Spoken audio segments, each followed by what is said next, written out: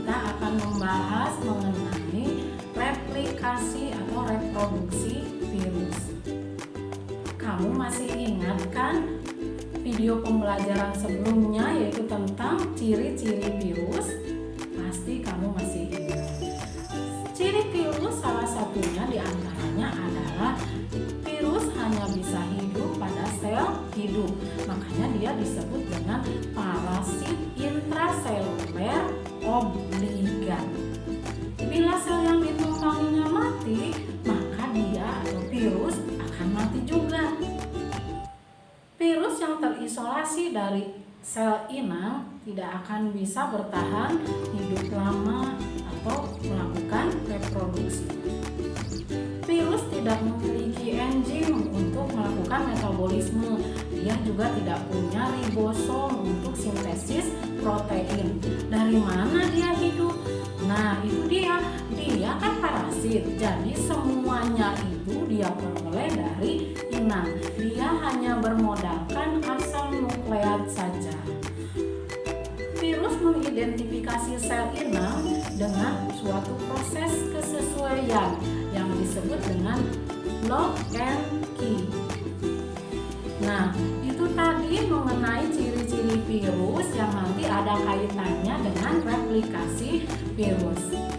Adapun tujuan pembelajaran kita kali ini adalah diharapkan kamu bisa mengurutkan tahapan-tahapan sintesis atau tahapan-tahapan replikasi virus, dan kamu bisa membedakan antara siklus litik dengan siklus lisogeni. Yuk, mari kita mulai bahasan kita kali ini mengenai replikasi atau reproduksi virus. Virus berkembang biak dengan cara replikasi atau perbanyakan diri di dalam sel inang. Untuk replikasi, virus hanya memerlukan asam nukleat. Materi yang diperlukan untuk sintesis protein, virus mendapatkannya dari sel inang. Atau namanya sel inang atau namanya hospes. Hospes virus bisa apa saja? Ya, hospes virus itu bisa misalnya bakteri, kemudian jaringan embrio, tumbuhan, hewan, dan termasuk juga manusia. Replikasi virus terdiri dari 5 tahap. Mari kita bahas satu persatu. Yang pertama adalah tahap adsorpsi atau tahap penempelan. Caranya begini.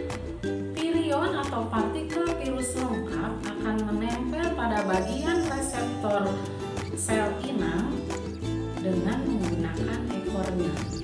Nah, itu inti dari adsorpsi atau fase penempelan. Tahap yang kedua adalah tahap penetrasi atau injeksi. Setelah virus menempel pada sel inang, dalam hal ini bakteri, selubung ekor akan berkontraksi, membuat lubang yang melubangi yang menembus dinding sel dan membran sel inang. Kenapa harus membuat lubang? Dia punya tujuan. Tujuannya adalah untuk memasukkan atau menginjeksikan materi genetik virus ke dalam sel inang. Karena materi genetiknya masuk ke dalam sel inang, maka virus kehilangan materi genetiknya sehingga virus akan mati. Hal ini memberi pembelajaran kepada kita bahwa untuk meraih sesuatu yang besar perlu pengorbanan yang besar. Tentunya harus juga dengan bijaksana, harus dengan logika. Setelah tahap penetrasi, tahap yang ketiga adalah tahap sintesis atau eklifase. DNA sel inang akan dihidrolisis dan dikendalikan oleh materi genetik virus untuk membuat asam nukleat atau salinan genom dan protein komponen virus. Tahap yang keempat adalah tahap pematangan atau perakitan. Tadi di fase sintesis sudah ada asam nukleat, sudah ada komponen-komponen virusnya, maka kemudian dirakit menjadi virion atau partikel virus yang lengkap. Nah, itu namanya fase perakitan. Fase yang kelima yang terakhir adalah fase lisis atau penghancuran atau pemecahan. Nah, kan tadi sudah terbentuk virion-virion baru di dalam sel inang. Kemudian si PEG atau virion-virion baru itu mengeluarkan enzim lisozim. Tadi fungsinya adalah untuk melubangi membran sel dan dinding sel inang. Karena ada lubang, maka tekanan osmosisnya di dalam sel inang itu menjadi tinggi. Selnya menggelembung karena tidak kuat menahan tekanan, maka dinding sel inang itu pecah. Maka berhamburanlah virion-virion baru yang akan siap menginfeksi sel inang yang lainnya. Itulah tahapan-tahapan pada replikasi virus. Reproduksi atau replikasi virus dapat melalui dua siklus.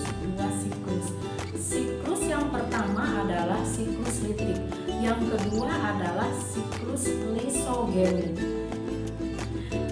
Siklus litik dimulai dengan fase penempelan. Jadi tadi sudah diterangkan ada yang 5 tahap itu ya. Yang pertama itu tahap penempelan. Jadi si virus itu akan menempel pada sel inang, kemudian dia membuat lubang. Fungsinya untuk menginjeksikan materi genetik dari virus ke dalam sel inang.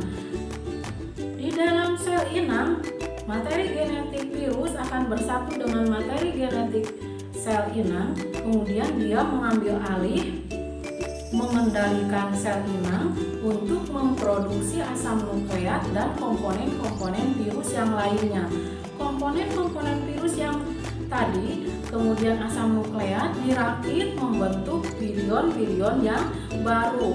Kemudian akan terjadi lisis sehingga sel virion-virion itu akan berhamburan keluar siap menginfeksi sel inang yang lainnya.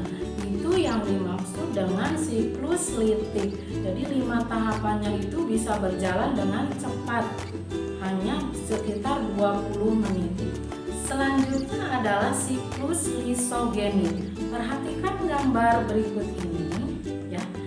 Siklus lisogenik terjadi apabila sel inang itu pertahanannya lebih tinggi dibanding dengan daya infeksi virus.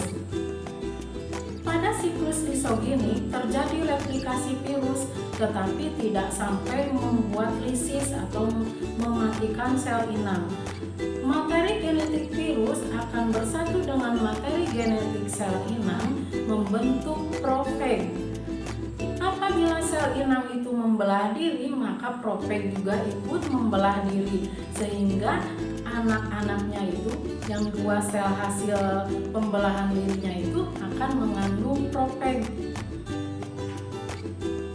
Profag ini akan aktif jika pertahanan tubuh inangnya itu melemah, sehingga akan melanjutkan fase-fase litik berikutnya sampai lisis, dan dia akan keluar dari tubuh inangnya itu sebagai virion-virion baru dan menginfeksi sel-sel inang yang lainnya.